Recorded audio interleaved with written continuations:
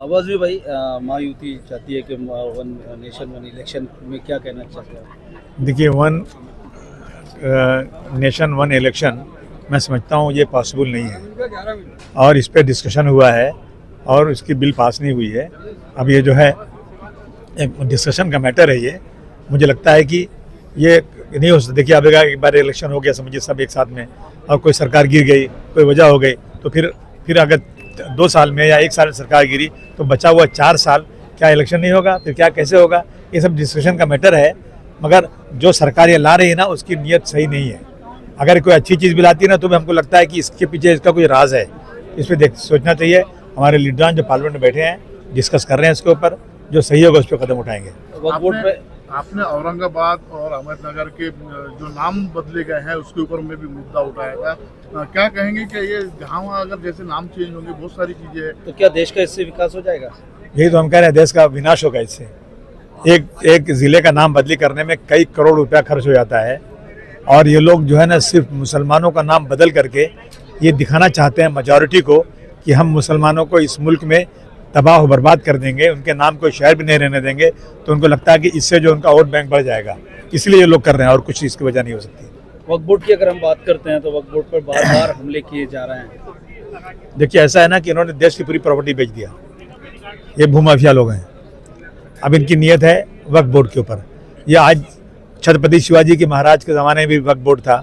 उन्होंने 700 एकड़ जो है केलसी में याकूब बाबा को दिया था दान में, और इस तरह से बहुत सारे लोगों ने वक्फ बोर्ड की ज़मीनें दिया है। अंग्रेज़ आया, उसने टच नहीं किया इसको। अब 70-75 साल में किसी ने टच नहीं किया। अब ये आए इसको टच करने के लिए। इनसे कह देना चाहते ये ज़मीन किसी के बाप की नहीं है, ये अल्लाह ताला को ज़मीन दी गई है, उसके नाम पे दी गई है। मुसलमानों ने अपनी ज़मीनें अल्लाह के नाम पे दिया हुआ है, इसमें सरकार का कोई लेना देना नहीं है। जो वक्फ बोर्ड की ज़मीनें लोगों ने कब्जा किया है, उसको छुड़ाने की बात होना चाहिए। उसको वक्फ बोर्ड के अंदर आना चाहिए, ना कि वक्फ बोर्ड किसी और के अंदर में चला जाए। ये आज जो है ना, एक सीओ रहता है, उसके अंदर में महाराष्ट्र के 36 कलेक्टर हैं। जो सीओ ऑर्डर करेगा, कलेक्टर उस पर काम करेगा। लेकिन ये कह रहे हैं नहीं, अब 36 कलेक्टर एक तरफ रहेंगे, सीओ उनके कलेक्टर के बोलने पर सीओ को काम करना है।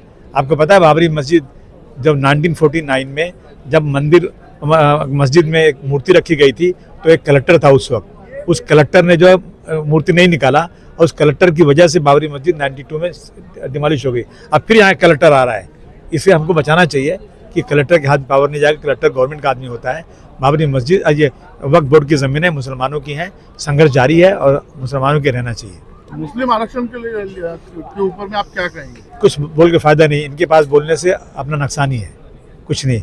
अब जब तक अमेंडमेंट नहीं होता है पार्लियामेंट में, जब तक अमेंडमेंट नहीं होगा, उस वक्त हमें लगता है नहीं है कि मुस्लिम रिजर्वेशन मिल सकता है। संभल पे इतनी बड़ी घटना हुई है, क्या कहना चाहते हैं आप?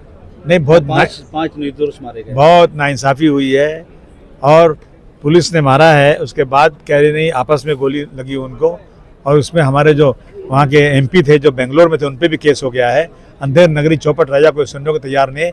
लेकिन अखिलेश यादव और समाजवादी पार्टी इस लड़ाई को पूरी ताकत के साथ लड़ रही है। सर, एक वीडियो बहुत ज़्यादा वायरल हो रहा है अमित शाह का कि अगर हम बाबा साहब अम्बेडकर करते हैं इतने ही, अगर भगवान का नाम लेते तो आज 100 में चले जाते हैं। नहीं, उनका वीडियो वायरल। देखिए, ऐसा है कि मैं इसकी निंदा करता हूँ ऐसी बात करने की। दलित और बहुत सारे समाज के लोग डॉक्टर भीमराव अम्बेडकर को भगवान की तरह पूजते हैं, उनको मानते हैं, क्योंकि उन्होंने इनकी लड़ाई ताकत के साथ लड़ी है। जिनको आज कुएं में पानी पीने का, पानी लेने का अधिकार नहीं था, जो मंदिर में नहीं जा सकते थे, जो घोड़े पर शादी नहीं कर सकते थे, जिनको समाज के अंदर कोई जगह नहीं थी, उसकी लड़ाई किसने लड़ा है? उसकी लड़ाई लड़ने वाले डॉक्टर भीमराव अम्बेडकर साहब हैं।